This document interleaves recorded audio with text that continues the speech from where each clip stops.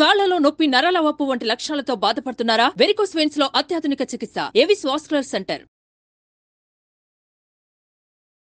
రమ్మగారు మర్యాద రామన్న కథ ఏదన్నా చెప్పుకుందాం ఈరోజు. తీర్పు కథలు. తీర్పులు మళ్ళీ పిచ్చి పిచ్చి తీర్పులు కాదు, బాగా తెలివైన తీర్పులు, తెలివితేటలతో కూడినవి. ఒక ఊళ్ళో రామయ్య సోమయ్య ఇద్దరు ఫ్రెండ్స్ ఉన్నారు.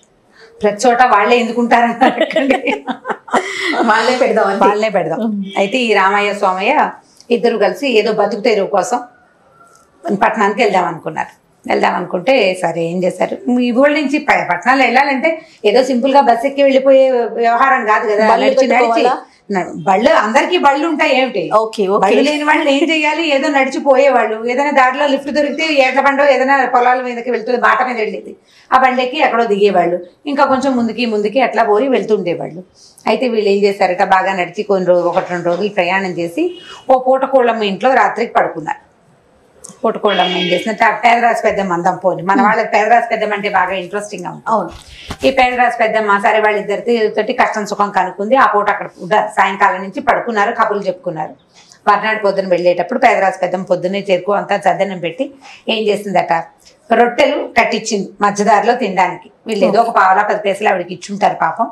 సరే ఏం చేసింది, పెద్ద పెద్ద రొట్టెలు చేసి ఈ రామయ్య సోమయ్య ఇద్దరు ఉన్నారు కదా, సోమయ్య ఏంటంటే ఇతరులకి సహాయం చేసే గుణం కలిగిన వాడు, రామయ్యకి కొంచెం అది తక్కువ, కొద్దిగా స్వార్థపరుడుగా అనిపిస్తాడు. మాటలను బట్టి కదా మనకు తెలుస్తుంది. పేదరాజు పెద్దమ్మ చాలా తెలివైందని చెప్పుకుంటుంటాం మనం. అందుకని ఈవిడ ఏం చేసింది, రామయ్యకి 2 రొట్టెలు, సోమయ్యకి 3 రొట్టెలు ప్యాక్ చేసి ఇచ్చింది. ఎవరైనా కనిపిస్తే దానం చేస్తాడో లేకపోతే తనే తింటాడో ఇంకేదో చేస్తాడు, తెలివిగా ఇతరులకు సహాయం చేసే గుణం ఉంది కాబట్టి ఇచ్చింది. సరే వీళ్ళు బాగా నడిచి మొత్తానికి ఓ చెరువు దగ్గర ఎక్కడికో చేరారు. మధ్యాహ్నం ఓ చోట కూర్చున్నారు. రొట్టెలు తీసి చూసేసరికల్లా, చూసారా పేదరాజు పెద్దమ్మ, నాకు 2 పెట్టి మీకు 3 పెట్టిందంటే ఈ స్వామి అన్నాడు, దాందేముంది పంచుకుని తిందాంలే, ఏదో యథాలాపంగా పెట్టుంటుంది, ఒకటే దాంట్లో మూట కడితే ఒక మనిషే మోయాల్సి వస్తుందని 2 చిన్న మూటలు కట్టింది, ఇచ్చింది. రొట్టెలు అంటే ఒట్టి రొట్టెలే ఇవ్వరు కదా, ఓ అంత కూర, ఓ ఇంత పచ్చడి, ఓ చిన్న బెల్లం ముక్క కూడా ఇస్తారు. ఇన్ని 4 వస్తువులు అయినాయి కదా, అందుకని అట్లా గట్టి ఉంటుందని చెప్పాడు. ఈ లోపల ఏమైంది, దూరం నుంచి ఒక అతను ఎవరో వస్తుంటే సరే ఏమండి ఏ ఊరు ఏంటి మాట్లాడుకుంటారు కదా బాటసార్లు, అక్కడెక్కడి నుంచో వస్తున్నానండి, వచ్చే దారిలో డబ్బంతా పోయింది, ఏమీ లేదు, ఈ పక్క ఊర్లో మా స్నేహితుడు ఒకడున్నాడు, సాయంత్రానికి చేరగలనో లేదో అని చెప్పాడు. అనేసరికల్లా ఇతను అన్నాడు, డబ్బులు ఎప్పుడు పోయినాయి ఏమిటి కనుక్కున్నారు. నిన్నే పోయినాయి డబ్బులు అంటే అతని దగ్గర ఏమీ డబ్బు లేదు, నిన్నంతా తినుండాడు పాపం. ఇలా అన్నారు. ఈ సోమయ్య గారే అన్నాడు, అయ్యో మీకు నిన్నటించే డబ్బులు లేకపోతే మీరు ఏం తిన్నారోనండి, మాతో కూర్చోండి కలిసి తిందాం, మా దగ్గర ఏవో ఉన్నవే 4 రొట్టెలు ఉన్నాయి అనుకోండి, 5 రొట్టెలు ఉన్నాయి, పంచుకుని తిందాం, మాతో పాటు తినండి అని అన్నారు. అయితే ఇతను ఏమన్నాడంటే, డబ్బులు పోయినాయంటే మరీ పోలేదండి, ఏదో కొద్దిగా ఉన్నాయండి, పెద్ద అమౌంట్ పోయింది, నిన్న తిన్నాను, నాకు పెద్ద ఆహారం అక్కర్లేదండి, కొద్దిపాటి డబ్బులు ఉన్నాయి, 2 దాచుకున్న డబ్బు ఉంది, పెద్ద అమౌంట్లు పోయినాయి, సామాన్లు పోయినాయి అన్నాడు. అనేసరికల్లా సరే పంచుకుని తిందామన్నారు. 3 పంచుకుని తిన్నారు. అతను ఏం చేశాడు, ఇప్పుడు వీరు తను వెళ్ళవలసిన ఊరు దగ్గరలోనే ఉందని వీళ్ళ వల్ల తెలుసుకున్నాడు. అంటే చీకటి పడకుండానే తన ఆ ఊరికి చేరిపోతాడు.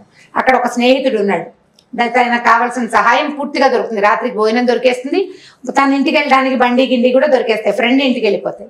అతను ఏం చేశాడు, రొంటినున్న 5 కాసుల్ని వీళ్ళ చేతిలో పెట్టాడు.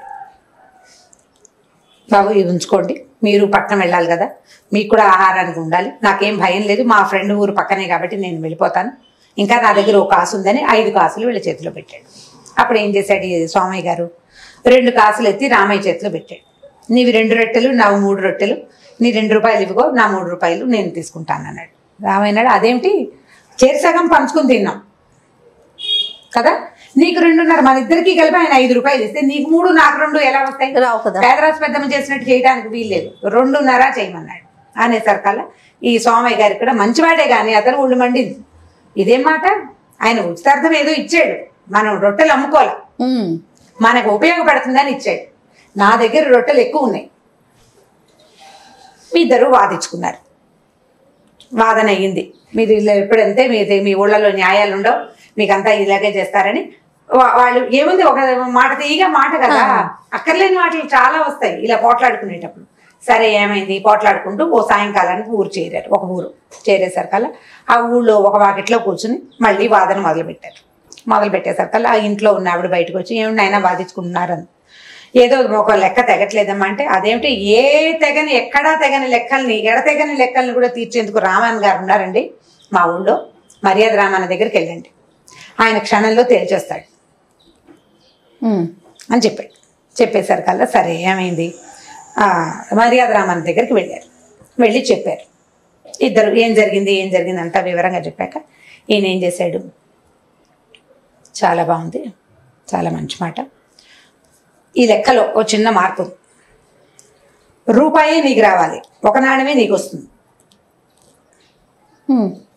నీకు ఎక్కువ నాణ్యాలు నీకు రావడానికి కుదరదు అనేసరికి అతను ఒప్పుకోరు. అదేంటండి సగం సగం రావాలి, పోనీ నాకు 2 తనకు 3 కాకుండా నాకు 1 రూపాయి ఎందుకు వస్తుంది అని అనేసరికల్లా, కాదు మీరు ఎలా తిన్నారు రొట్టెలు అంటే, ఇప్పుడు మా దగ్గర 5 రొట్టెలు ఉన్నాయి, 5 రొట్టెల్ని ఒక్కోదాన్ని 3 ముక్కలు చొప్పున చేసుకున్నారు, 15 అయినాయి. ఎలా పంచుకుని తిన్నారు, తలా ఒక 5 తిన్నారు కదా, తలా ఒక 5 తింటే ఇప్పుడు నీ 2 రొట్టెల్ని ముక్కలు చేస్తే ఎన్ని ముక్కలు అయినాయి, 3 చొప్పున 6 ముక్కలు అయినాయి. 5 ముక్కలు నువ్వే తిన్నావు, 5 ముక్కలు నీ దాంట్లో నువ్వే తిన్నావు, నీ దగ్గర మిగిలింది ఎంత, 1 ముక్క. ఇప్పుడు రామయ్య గారిని సోమయ్య తిన్నవెన్ని, తన 5 ముక్కలు తిని తన దాంట్లో నుంచి 4 ముక్కలు అతనికి ఇచ్చాడు, నువ్వు ఇచ్చింది ఎన్ని ముక్కలు, 1.